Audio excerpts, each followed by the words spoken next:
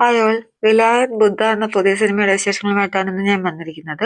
ജയൻ നമ്പ്യാർ സംവിധാനം ചെയ്ത് പൃഥ്വിരാജ് നായകനായി എത്തിയ ഏറ്റവും പുതിയ ചിത്രമാണ് വിലായത് ബുദ്ധ.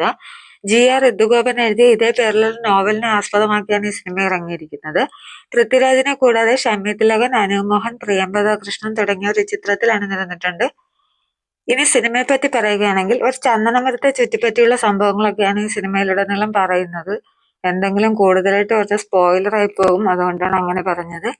രണ്ടുപേർ തമ്മിലുള്ള ഈഗോ എന്തൊക്കെ പ്രശ്നങ്ങൾ ഉണ്ടാക്കുമെന്ന് ഈ സിനിമ കാണുമ്പോൾ നമുക്ക് ഏകദേശം ഒരു ഐഡിയ കിട്ടും. ചെറിയ രീതിയിലുള്ള ഒരു ലാഗ് ഫസ്റ്റ് ഹാഫിൽ ഫീൽ ചെയ്തു.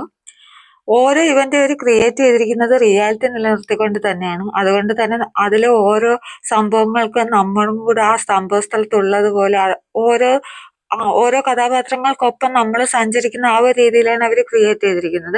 എന്തായാലും എനിക്ക് ഒത്തിരി ഇഷ്ടപ്പെട്ടു. ചില സീനുകൾ കാണുമ്പോൾ അറിയാതെ നമ്മുടെ കണ്ണ് നിറയും, ചില സീനുകൾ കാണുമ്പോൾ ഒരു രോമാഞ്ചം തോന്നും.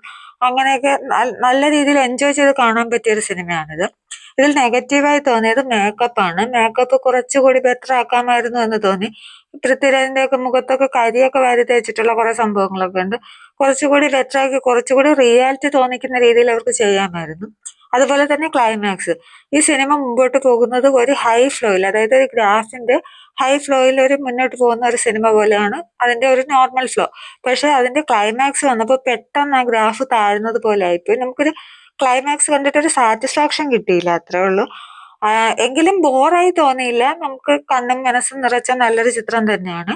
അയ്യപ്പനും കോശിയും ഒക്കെ നമ്മൾ കണ്ട സിനിമയാണല്ലോ, അതുപോലെയൊക്കെ ഒരു സിനിമ. എങ്കിലും ഇതിനേക്കാളും ഒരുപാട് മുന്നിൽ നിൽക്കുന്നത് അയ്യപ്പനും കോശിയും തന്നെയാണ്. എന്തായാലും തിയേറ്ററിൽ നല്ല എക്സ്പീരിയൻസ് കിട്ടുന്ന നല്ലൊരു സിനിമ തന്നെയാണ്. നിങ്ങൾ ആരെങ്കിലും കണ്ടവരുണ്ടെങ്കിൽ അഭിപ്രായം പറയുക. എനിക്ക് എന്തായാലും ഒത്തിരി ഇഷ്ടപ്പെട്ടു. അപ്പൊ അടുത്തൊരു സിനിമയുടെ വിശേഷങ്ങളുമായി വീണ്ടും കാണുന്നത് വരെ ബൈ ബൈ.